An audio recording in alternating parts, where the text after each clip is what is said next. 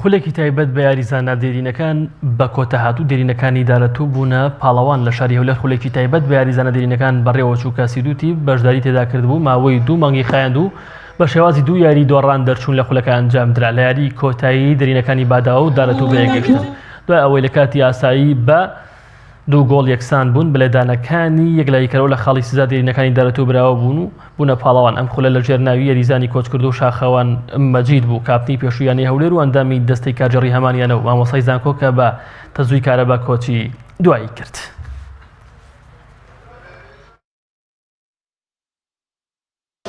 یاری کۆتایی یەکەمین پاڵەوانتی یاریزانی کۆچکرد و دکتۆر شاخەوان مەجید بەقاڵ کاپتنی پێشوویانی وەرشی هەولێر، هەروەها ئەندامی دەستەی کارجێریانی وەرشی هەولێر، هەروەها مامۆستای کۆلێژی پەروەردەی وەرشی زانکۆ سەلعەدین کە لە 27 سەی 2005 بۆی کارەساتێکی دڵتەزین تەزووی کارەبا وەفاتی کرد. یاریزانێکی بەڕەوشت، یاریزانێکی خەلوق، یاریزانێکی مرتەزەم بە پێشت مازانی وەکو وەفایەک و وەلایەکی بچووک بۆ یاریزانی نابراو. پاڵەوانتە بکەینەوە بۆ سیدو تیپی وەرشوان دێرینەکانی سەر ناو شاری هەولێر و دەوروبەری. شێوازی خولەکە بە شێوازی 2 دۆڕان بەڕێوەدەچوو لە ماوەی 2 مانگ.